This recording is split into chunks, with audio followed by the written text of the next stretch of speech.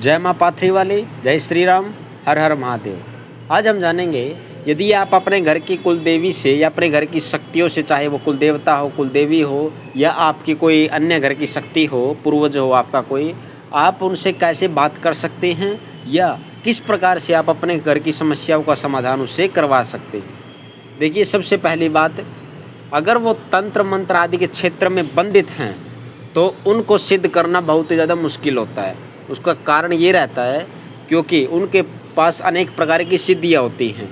ठीक है, उन सिद्धियों को प्राप्त करने के लिए आपको साधनाएं करनी पड़ेंगी, मंत्र जाप करना पड़ेगा और फिर उनको भोग प्रसाद दे करके आप उनको वचनों में ले सकते हो। पहला कारण तो ये हो गया अगर वो तंत्र मंत्र के क्षेत्र से जुड़े थे। ठीक है, जैसे किसी के घर में यदि किसी के दादा या पिताजी जो मर चुके हैं वो दरबार या गद्दी लगाते थे, अब आप उनकी शक्ति पाना चाहते हैं तो आपको पहले साधना अवश्य करनी पड़ेगी, क्योंकि उनके पास अनेक ऐसी शक्तियाँ हैं जिनको आप नियंत्रण नहीं कर सकते हैं। उसके लिए आपको साधना करनी ही पड़ेगी।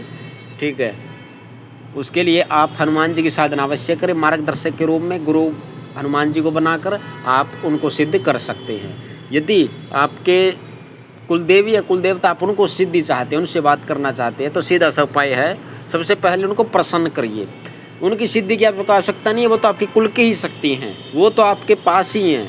बस आपको उनको इतना प्रसन्न कर देना है, इतना खुश कर देना है कि वो स्वयं आपसे बातें करने लग जाए, आप पर पूर्ण कृपा करने लग जाए, आपको हर मार्ग में सफलता मिले, आपके घर पर कभी तंत्र मंत्र ना हो। अब खुश करने के उपाय में सबसे पहला यही है कि समय पे उनका भोग देना चाहिए। आपको गंदा भोग आप बिल्कुल नहीं देंगे। अगर आप गंदा भोग देने का विचार कर रहे हैं, आपके परिवार में दिया जा रहा है, तो याद रखिएगा कर्म इतना बलवान है, लौट के अवश्य आता है। आज आप जीवों की बलि दे रहे हैं, कल को वही कुलदेवी, वही कुल देवता, उनसे संबंधित गण भूत प्रेत पिशाच की शक्ति आपके घर के बच्चों की बलि लेने लग जाएगी, ये निश्चित रूप से तय है। ठीक है, अब जो सात्विक भोग देंगे अपनी कुलदेवी या कुलदेवता को, वो हर सप्ताह निर्धारित कर लीजिए कि आपको एक दिन अपनी कुलदेवी या कुलदेवताओं को भोग देना ही देना है, जिसमें पान के पत्ते पर कपूर रख के उस भोग को आप देंगे। जैसे अगर आपकी कुलदेवी को मीठा पुआ या गुलगुलों का भोग लगता है तो कपूर लीजिए, 2 लौंग 2 इलायची लीजिए और 2 गुलगुले कपूर पे अपनी कुलदेवी को भोग दीजिए।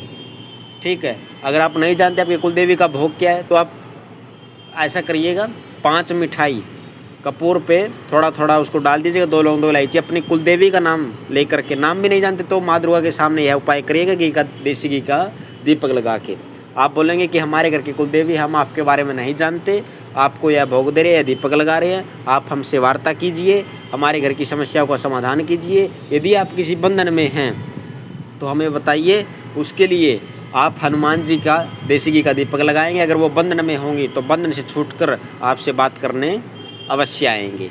इस प्रकार आप अपने घर की कुलदेवी से बात कर सकते हैं। जब तक आप स्वयं किसी चीज़ को नहीं करके देखेंगे ना, जब तक कुछ नहीं होने वाला।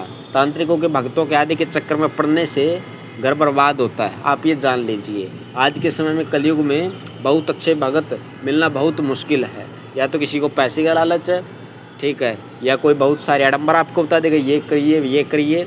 ठीक है, निश्चित रूप से जब तक आप स्वयं नहीं करेंगे, जब तक कुछ नहीं होने वाला। अगर आपको वीडियो अच्छी लगी तो चैनल को सब्सक्राइब अवश्य कर दें। जय माता की, हर हर महादेव।